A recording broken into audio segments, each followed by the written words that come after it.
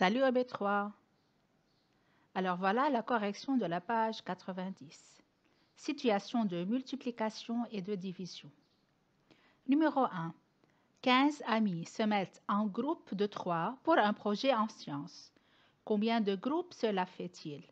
Donc, puisqu'il s'agit d'une situation de groupement, donc il faut réfléchir à la division. Alors, on écrit 15 divisé par 3 égale 5, car 5 fois 3 me donne 15. Et on dit cela fait 5 groupes. Numéro 2. Karim a 12 billes. Il veut les répartir à égalité entre 3 de ses amis. Combien de billes aura chaque ami? Là aussi, c'est une situation de division, parce que Karim veut distribuer ses billes à égalité entre ses 3 amis.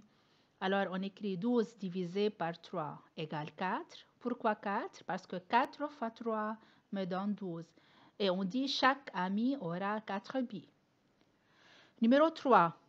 3 bouquets de fleurs sont sur la table. Dans chacun, il y a 15 fleurs. Combien de fleurs y a-t-il en tout sur la table? Donc là, est-ce qu'il y a une situation de partage ou bien de groupement? Ou bien il y a une situation de répétition? Il y a 3 bouquets et dans chacun, il y a 15. Donc, dans le premier, il y a 15. Dans le deuxième aussi, il y a 15. Et dans le troisième aussi, il y a 15. Donc là, il faut réfléchir à la multiplication. Alors, on écrit 15 fois 3 me donne 45. Et on dit il y a 45 fleurs en tout sur la table. Numéro 4. Iman a 21 ballons gonflables.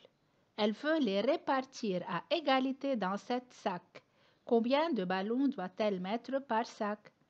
Alors là, est-ce qu'il y a une répétition ou bien une répartition? Donc là, Iman répartit à égalité. Ça veut dire qu'elle veut distribuer ses ballons sur 7 sacs.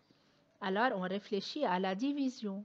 Et on écrit 21 divisé par 7. Alors, on réfléchit à la table de 7. On dit 7 fois combien me donne 21? C'est 7 fois 3. Et la réponse sera 3. Et on dit elle doit mettre 3 ballons par sac.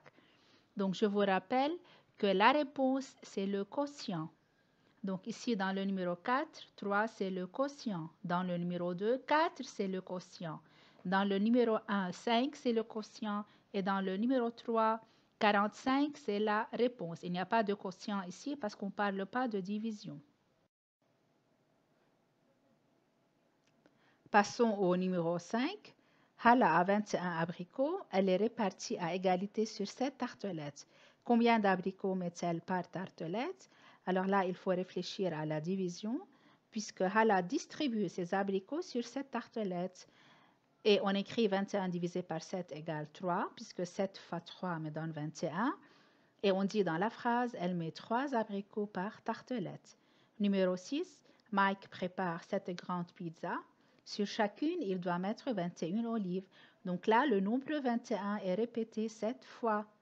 Donc, il s'agit d'une répétition. Alors, on réfléchit à la multiplication. Alors, de combien d'olives a-t-il besoin pour préparer toutes ces pizzas?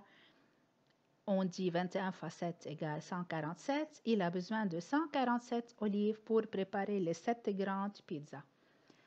Numéro 7. Dans un restaurant, il y a 35 tables. Là, n'oubliez pas d'ajouter le petit A qui manque, le verbe avoir. Et autour de chaque table, il y a 5 chaises. Alors, combien de chaises y a-t-il dans ce restaurant? Là aussi, le 5 est répété 35 fois. Alors, on réfléchit à la multiplication. On écrit 5 fois 35 égale 175 et on dit il y a 175 chaises dans ce restaurant. Numéro 8, Tim a cueilli 35 oranges. Il veut les répartir à égalité dans 5 plats. Donc, il veut les distribuer sur 5 plats à égalité. Combien d'oranges va-t-il mettre par plat? Donc, sur chaque plat, il va mettre combien?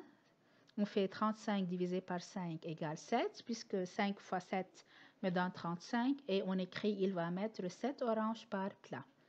Merci EB3 pour votre écoute et à la prochaine fois, j'espère.